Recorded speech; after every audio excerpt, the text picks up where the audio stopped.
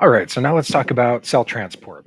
So, cell transport is basically just the movement of materials in and out and around the cell, right, or throughout the cell.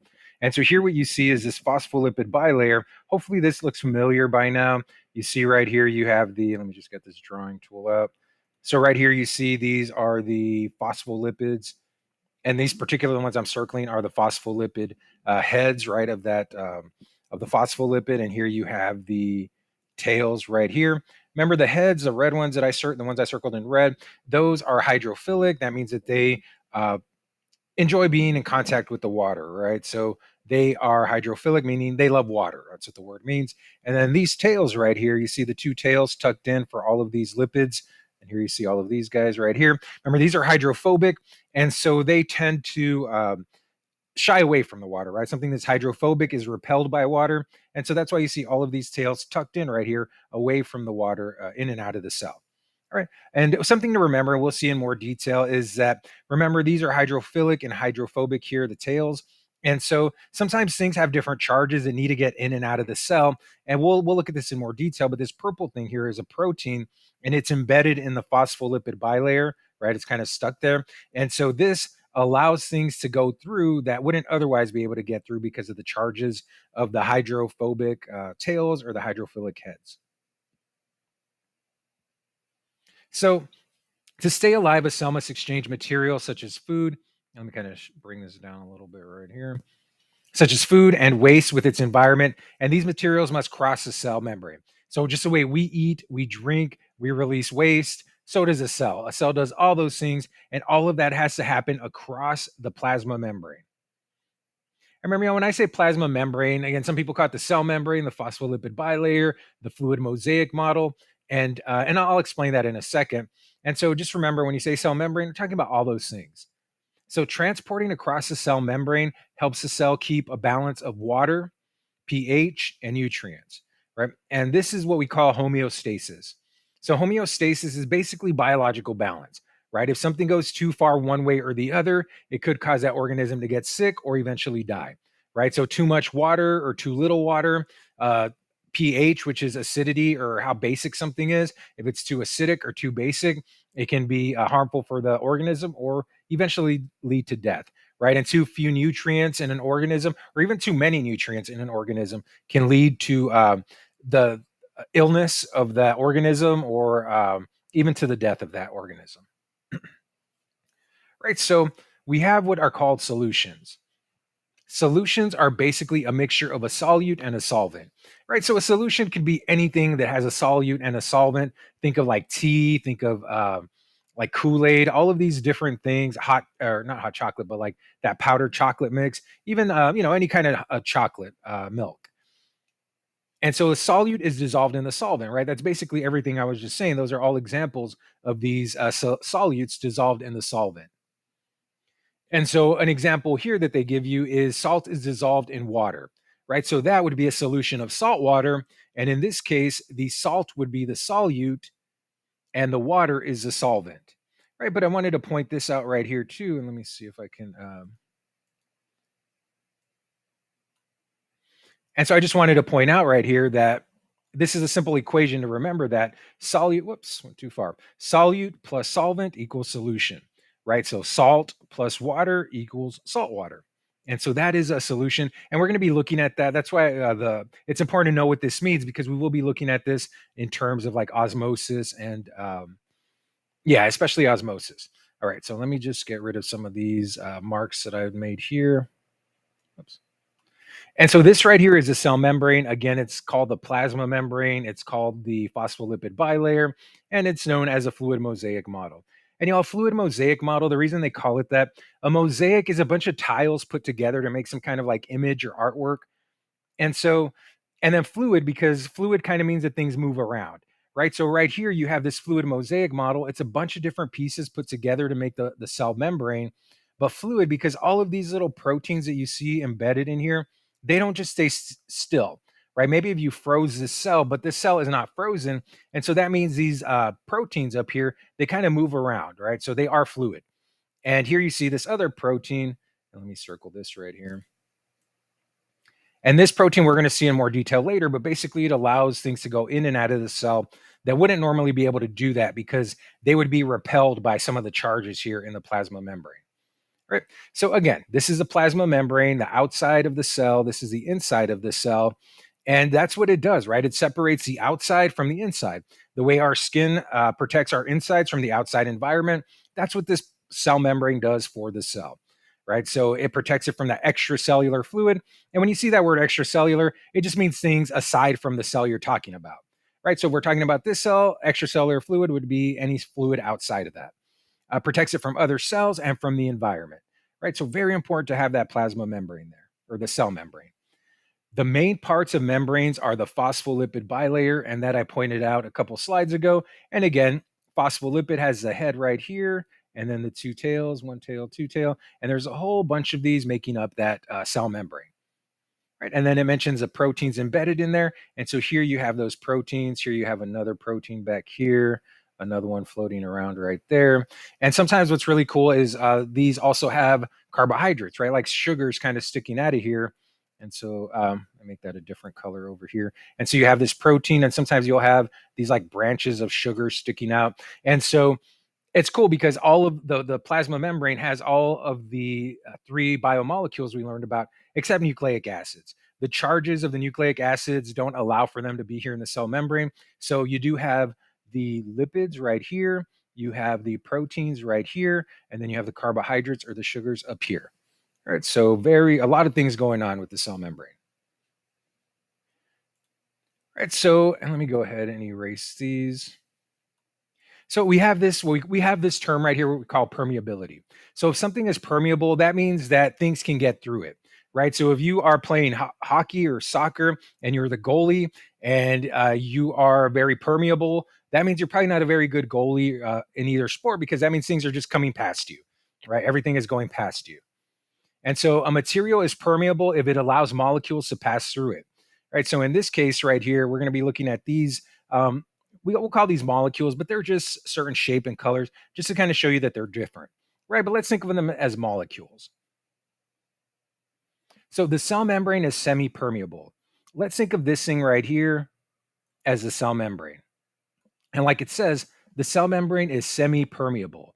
That means only some molecules can freely cross that membrane, right? So this is our membrane right here. And this membrane is semi-permeable, meaning only certain things can go in and out of there. So is the membrane permeable to these square molecules? And just by looking at it, it really does not look like these big square molecules could fit through the pores right here or the holes right here in the membrane. So I don't know, it doesn't really look like these square ones will be able to. Is the membrane permeable to these little pink molecules right here? And it does look like that, right? You have these two side by side, and it looks like they are like this pink molecule would be able to go through one of these little pores right here, right? So I would say to the green, no. And I would say to the pink, yes, they can go through there. And so, yeah, and it's not permeable to this larger green molecule because it's too big for these little holes or these pores. And for the pink one, it's a yes because it does look like they would be able to flow through those pores right there. So remember, passive or not remember because I haven't mentioned this before, but something that is passive means it just kind of hangs out there, doesn't really do much, right? If we're talking about passive transport, it's basically moving around, but you don't need energy to do this kind of transport, right? To move around this way, if it's passive, you don't need energy. And this is kind of an example that you see right here is this guy on this hill. If something is undergoing passive transport, it means it's going from high concentration to low concentration, right? So if there's a lot of something, it will move down this concentration gradient and it will do that without energy because it is going from high concentration to low concentration. And I'll explain that in a little bit more detail. But think about yourself going downhill, right? If you're going downhill, you do not need energy to do that. If you wanted to, you could just roll down that hill. If you were on skates, you could just roll down that hill too on roller skates. But the important thing to remember too, though, is you can kind of compare this to going with the current of like a river, or if you're on the beach and the waves are coming at you. If you're going with the waves or with the current, you don't need energy to go with the current, right? You just kind of get moved along by the current. It does not require energy. So when you think of passive transport, it's the movement of molecules across the membrane that requires no energy, right? So when this happens, you're going from a high concentration of something to a low concentration of something. That means you have a lot of one thing on one side and not very much on the other side. And so where you have a lot, it tends to spread out to areas where there is less of that. Like in this case, for or these cases, both osmosis and diffusion, they're types of passive transport because both are movements of molecules and they go from high concentration, where there's a lot of them, and they move towards areas of low concentration. And I'll explain that in a little bit more detail in the next slide or two. So here you have diffusion, right? Diffusion says that particles move from areas of high concentration. So, like you see right here, this area of high concentration to an area of low concentration, right? This is diffusion. And so it just things, this is just the laws of physics, is this is what happens. When things are highly concentrated, they tend to bounce off of each other. Like you see right here, these guys, they are very concentrated right here, right? A drop of like dye or food coloring in water, it is very concentrated, but these molecules are bouncing off of each other. They bang into each other and then they push each other away. And the closer they are, the more they'll push each other out until eventually they get more space in between them, right? So you see right here, these guys have more space than they did right here, especially in between these different little food drop particles. And then when you look at this one, they have pushed against each other so much that they are evenly dispersed in the water, right? So that means they are pretty much equally separated apart from each other in this water. And you'll notice that, right? If you drop some food coloring in water, at first it's highly concentrated. And if you swirl it around a little bit, you kind of speed up that reaction. And eventually, it's because when you mix it like that, all the particles bounce into each other even faster, right? And so this causes them to spread out even more. And eventually that water will be colored completely the color of the food coloring, right? And so the thing to remember though is this is an example in water, but this also happens through air, right? If you think about someone wearing too much perfume or too much cologne, or even someone with really bad body odor, right? Really strong body odor, and this person walks into a room. At first, if you're in the opposite end, you may not smell it, right? But if you're sitting there for a while, eventually that body odor smell will just fill the entire room, right? And that's because these odor molecules are just clinging on the person. But as they sit there, these odor molecules start kind of bouncing off of each other and they just start spreading out from areas of high concentration where the person is to areas of low concentration throughout the room, basically, right? So it'll start at one end of the room and these molecules will push each other around the room enough. Eventually, what's kind of gross is you're taking in these molecules in through your nose, but eventually these body odor molecules will envelop the whole room, right? So again, it can happen through water, like in the food coloring example, but it also happens through air. Another example is like smokers. After someone finishes smoking like a cigarette and they walk in the room, the whole room will smell like cigarette, right? And that is again because those those scent particles are very concentrated on the person. Right here, they're at a high concentration, but eventually they go to areas of low concentration, which means it spreads out around the room. Right. So just keep that in mind. Right. Whenever you think, hey, I just smell a little bit, like no one's going to know. Yeah, chances are if you smell it, other people are going to smell it. And eventually, again, the whole room can smell it. So diffusion, when particles are at different concentrations in different areas, a concentration gradient is formed. Right. So again, think about the person that comes in smelling. Right. If that person smells, this is kind of what those odor molecules look like around that person. Let me erase this. Right. But as they sit in the room, eventually those odor molecules will just begin to diffuse throughout the room, right? And so here you have these arrows right here, and it's going from an area of high concentration, where the person is, to areas of low concentration. It's going to spread around the room, right? So that's the thing is whenever you have that high to low concentration, you have what's known as a concentration gradient. A gradient is kind of like a slope, right? If you are going with the concentration gradient, you're going from high to low concentration, like it says right here, from high to low concentration. You're moving down the gradient. It's like you're going downhill. You don't need energy to do that, right? If someone is again smelly and they have really strong odor and they walk into a room, then that odor is just going to go down the concentration gradient and just spread, right? But some things can go against the concentration gradient, right? So this isn't as common, but it can happen for things to go this way. If it's going to go this way, usually you're going against the high concentration, you're going against the gradient, which means you're going from low to high, right? That is against the concentration gradient. Let me do these in red. From low to high, you're going against the concentration gradient. So this one right here, let me go ahead and put this in a different color so it stands out. So this, 1 second. So this right here needs energy. Right, if you're going against a concentration gradient, then that requires energy, and that's kind of like you're walking against a current in a river, right? If there's a river and if you're walking against the current, it's going to take a lot more out of you. You're going to use energy because you're going against that. If you're going uphill, same thing, right? You're going against a concentration gradient. You're going from low to high, so that needs energy, and you're going to see how that comes into play in a little while. When we're talking about the cell membrane.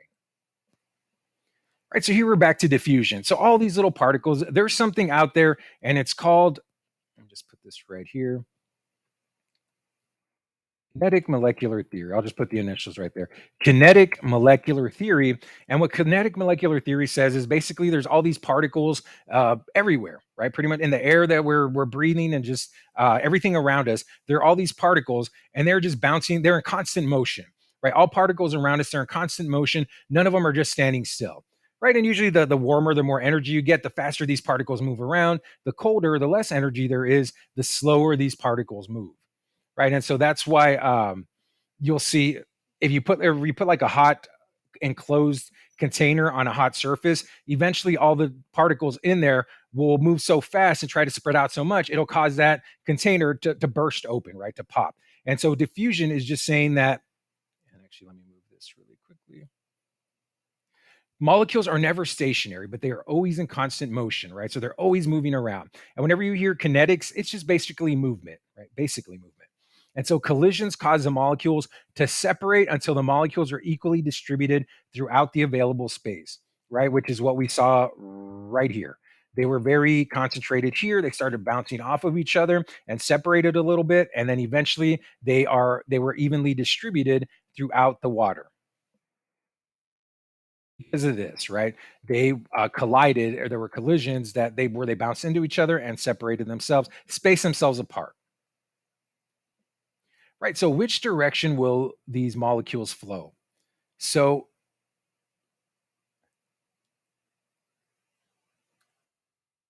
let me go back this way, right? I kind of gave that one away, but that's all right. We're just learning this part or this piece. So, what you need to remember is things go from high concentration to low concentration, right? We have this membrane right here. Let's think of this as our semi-permeable membrane because things can't get through there, right? There's these pores. So, semi-permeable, some things can get through.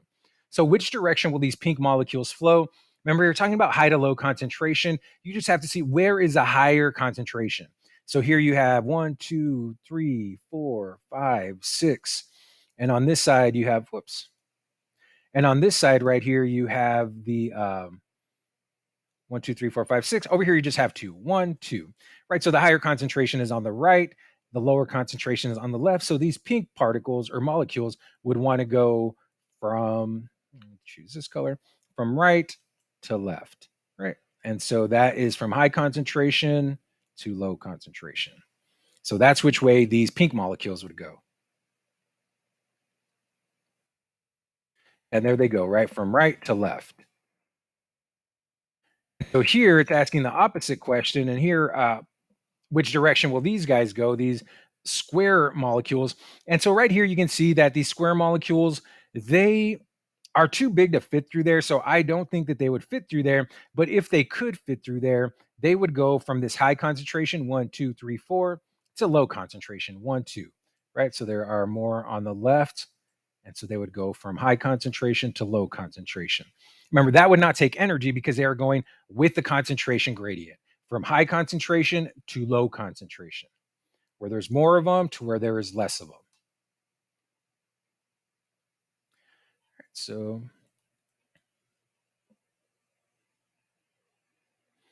and so osmosis is a diffusion of water, right? Diffusion, again, is just any random particle. But when you're talking about osmosis, osmosis is specifically talking about water. Right. So it's water molecules moving across a permeable membrane from high concentration to low concentration, from where there's more water to where there's less water.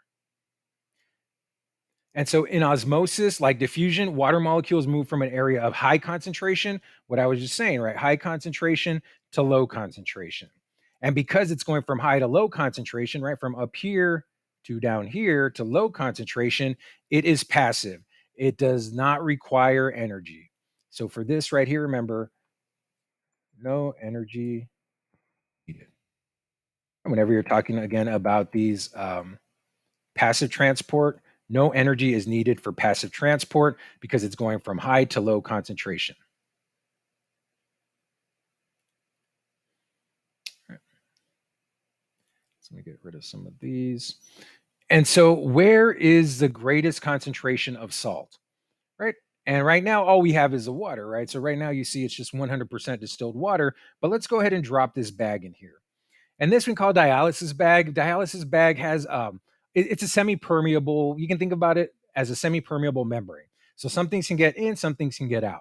In this case, the water can move in and out because water is very small molecule compared to the salt, right? So this water molecule or these water molecules, you can see 100% in the beaker are water.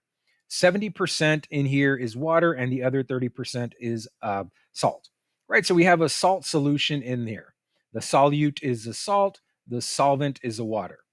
And so where is the greatest concentration of salt? The greatest concentration of salt you can see is going to be right here, right? Because there's 30% in the water, sorry, in the bag right here, 30% salt. But here there is none because it's 100% water. So if you were talking about the salt right here, it would be 0%. And let me make this lowercase. So 0% salt in this water right here, right? I'll put this off to the side. And so, what is the greatest concentration of salt? The greatest concentration of salt is in the bag. 30% of salt in the bag, 0% salt out here in the water. And so, where is the greatest concentration? Whoops. 1 second. Let me get rid of this. And so, where is the greatest concentration of water? Let me bring down this bag again. And so, here you see you have 100% water right here, but here you just have 70% water. Remember what osmosis says, right? So first let's answer this. Where's the greatest concentration of water? The greatest concentration of water is going to be out here, 100% water versus 70% water, right? So osmosis says that it goes from areas where there is a high concentration of water to low concentration of water. So because this is higher, 100%, and this is lower, 70%, what is water going to want to do? Is water going to try to leave the bag, or is water going to try to go inside the bag?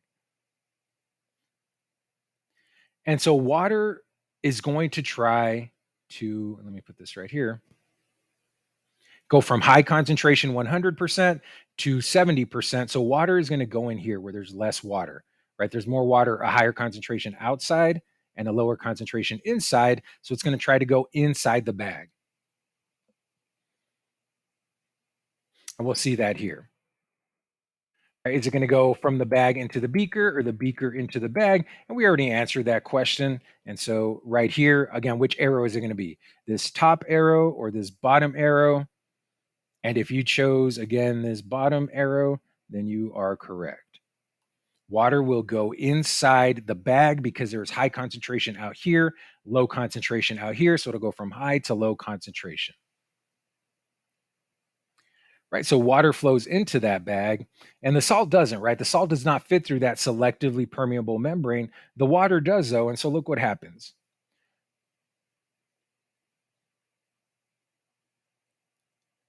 Right? Water ends up going inside of the bag and the bag swells up. And so the reason why I did that again is because there was 100% water, high concentration, and only 70% water in here, low concentration. So it went from high to low concentration. And when it did that, it made the bag fill up with water. And so the bag swells or expanded. And it is because, again, of osmosis, water going from high concentration to low concentration.